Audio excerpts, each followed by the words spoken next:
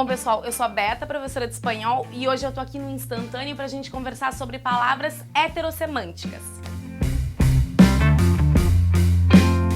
Bom, palavras heterossemânticas são palavras que existem no espanhol e existem no português, que na fala e na escrita elas são iguais ou muito semelhantes, só que o sentido delas é diferente.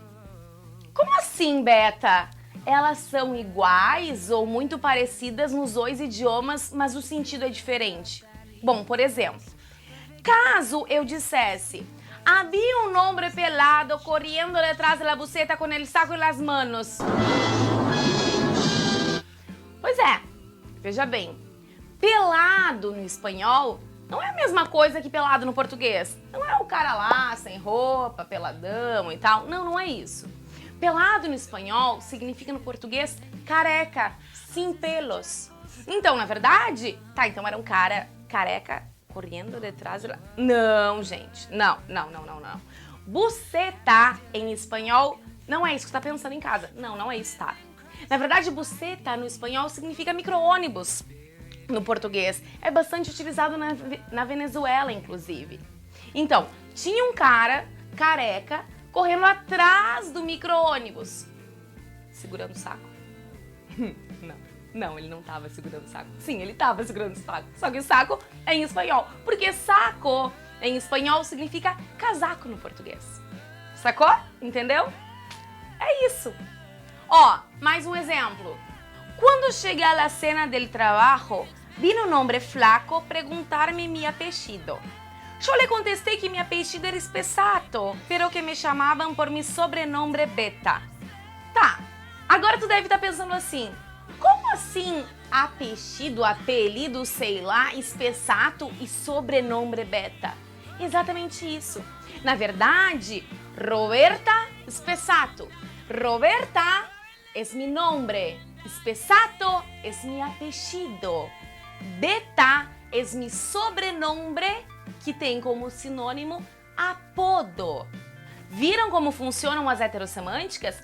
Na verdade, para que tu consiga considerar a palavra heterossemântica, ela tem que existir nos dois idiomas. Por exemplo, apellido existe no português e existe no espanhol. Sobrenome existe no espanhol e existe sobrenome no português. Só que muda o sentido. Ó, então já o apodo, ela não é uma palavra heterossemântica. Ela é só o sinônimo de uma palavra heterossemântica. Tá, mas peraí, Beta. E o flaco que tu não falou? Não tem fraco no português? Sim. Esse é o ponto.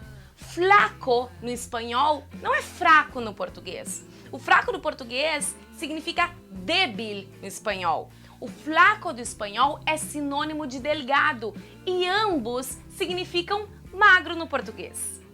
O que acontece? Tem gente que acha que as palavras heterossemânticas, ou falsos amigos, ou falsos cognatos, são inúmeros. Só que não. Na verdade, existe sim um grupo, eu posso dizer até bastante significativo.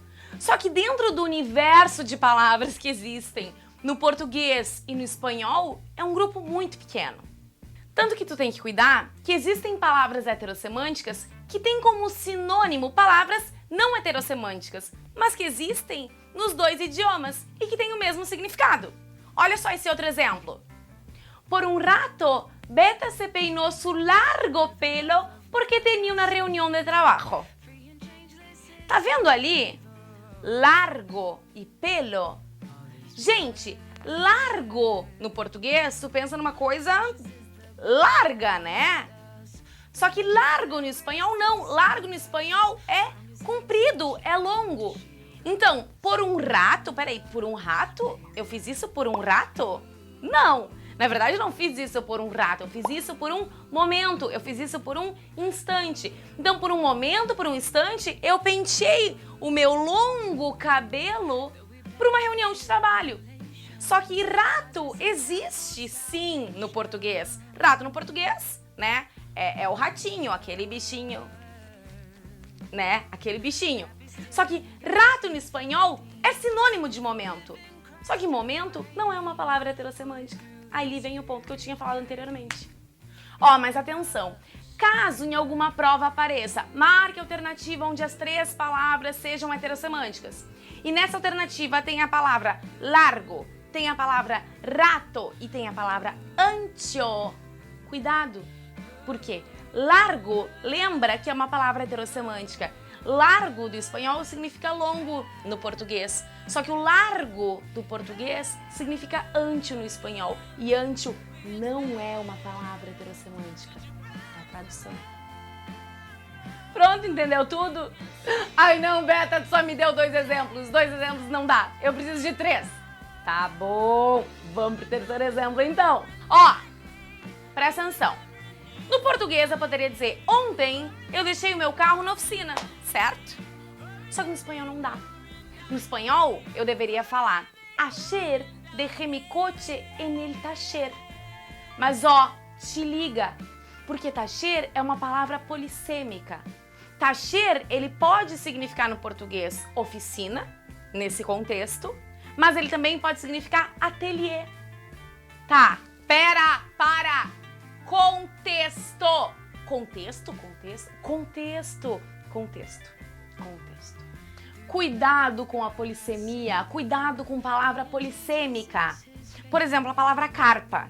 Carpa, ela pode ou não ser uma palavra heterossemântica. Caso eu fale, vi una carpa entre los árboles. Tu não viu um peixe pulando de uma árvore para outra? Olha só que coisa bizarra. Não, tu não viu isso. Mas tu também pode falar, ayer comi una carpa en la cena. Ontem, sim, tu comeu um peixe. Só que vi una carpa entre los árboles, na verdade tu viu uma barraca entre as árvores. Então, carpa vai ser uma palavra heterossemântica caso ela signifique barraca. Se ela não significar barraca e se ela significar peixe, ela não vai ser uma palavra heterossemântica. Simples assim. Ai, Beta, tá, então hoje nessa aula eu aprendi todas as palavras do mundo que são heterossemânticas? Claro que não. Olha só, o que vai determinar as palavras heterossemânticas na tua vida, claro que vai ser o teu conhecimento prévio. Não tem como eu te apresentar todas as palavras heterossemânticas nessa aula. Mas ó, te liga aqui, lombriga. Existem sim palavras que são fundamentais para qualquer prova de vestibular. Por exemplo, experto significa em português especialista. Científico significa em português cientista. Reto significa em português desafio. Reto, inclusive, é sinônimo de desafio. E azar, em espanhol, não tem nada a ver com mala suerte. Significa casualidade. Ó, e lembra do que eu falei do contexto? Pois é, ele sim que é determinante para que tu consiga ver se a palavra é ou não é uma palavra heterossemântica. Pronto, agora vocês estão preparados para fazer qualquer tipo de questão específica ou não específica de heterossemânticas, até porque elas estão inseridas em absolutamente todas as provas de vestibular. Até a próxima!